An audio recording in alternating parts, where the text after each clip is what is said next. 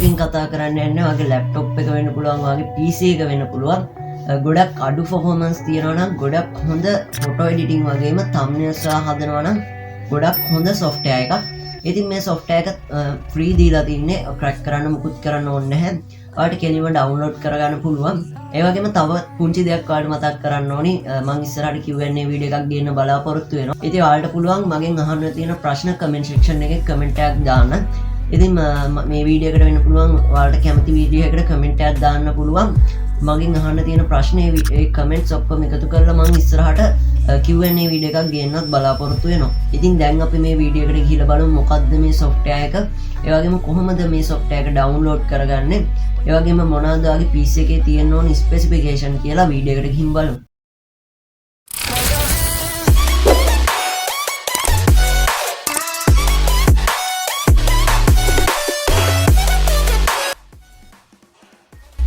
හරි අපි ඉතින් මේ software එක ඉස්සෙල්ලාම download කරගෙන මම මේ විදිහට Chrome එක open කරගන්න.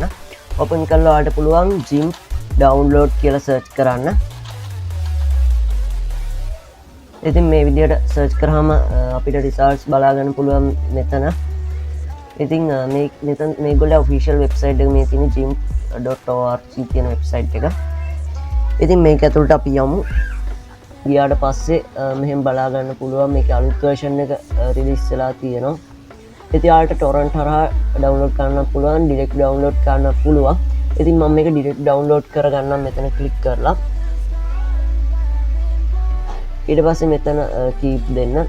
ඊට පස්සේ මේක මේ විදිහට download වෙන MB 242ක් වෙනවා. ඉතින් මම මේක දැන්ට cancel කරන්නම්. මම මේක download කරලා තියෙන හින්දා. ඊට පස්සේ පොඩි setup වගේක් තියෙන මේක install කරගන්න. ඉතින් ඊට පස්සේ මේ විදිහට software එක තියෙනවා. අපි open කරගමු. ඉතින් ඔයාලට වෙන software එකක් install කරනවා වගේම install වෙන path එක දීලා ලේසියෙන් install කරගන්න පුළුවන්. ඉතින් මේ gimp කියන software එක ඔයාලට ලේසියෙන්ම පාවිච්චි කරන්න පුළුවන්. 2GB වගේ RAM එකක් තියෙනවා නම් 4GB වගේ RAM එකක් තියෙනවා නම් කිසි අවුලක් නැතුව පාවිච්චි කරන්න පුළුවන්. ඉතින් මේකේ ගොඩක් tools තියෙනවා. ගොඩක් හොඳ software එකක් මේ gimp කියන්නේ. ඉතින් ඔයාලට මෙතන ෆොටෝ එකක් ඉම්පෝර්ට් කරගෙන thumbnail වගේ දේවලුත් හදන්න පුළුවන්. ඉතින් මම description එකේ කලින් කිව්වා වගේ වීඩියෝ එක link එකක් දාලා තියන්නම්. ඒකෙන් ඔයාලට ගිහිල්ලා මේ software එක ගැන full tutorial එකක් ඉගෙන ගන්න පුළුවන්. ඉතින් වීඩියෝ එක ගැන මොකද හිතන්නේ කියලා අනිවාර්යෙන් පහලින් comment කරන්න. ඒ වගේම වීඩියෝ එකට like එකක් දාන්න තවත් අය ගොඩකට බලා ගන්න පුළුවන්.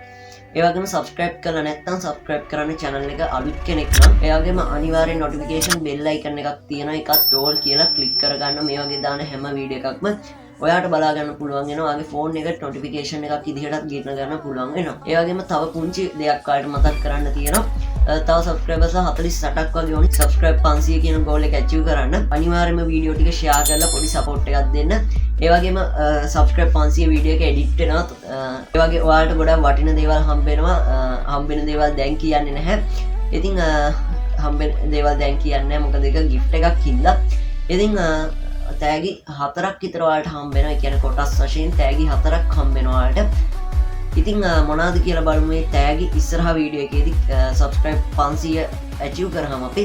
ඉතින් මේ වීඩියෝ එක අවසන් වෙනකම් බැලුවට ඔයාලට ගොඩක් ස්තුතියි. අපි ආයිමත් අලුත් වීඩියෝ එකකින් හම්බෙමු. එතකන් ඔයාලට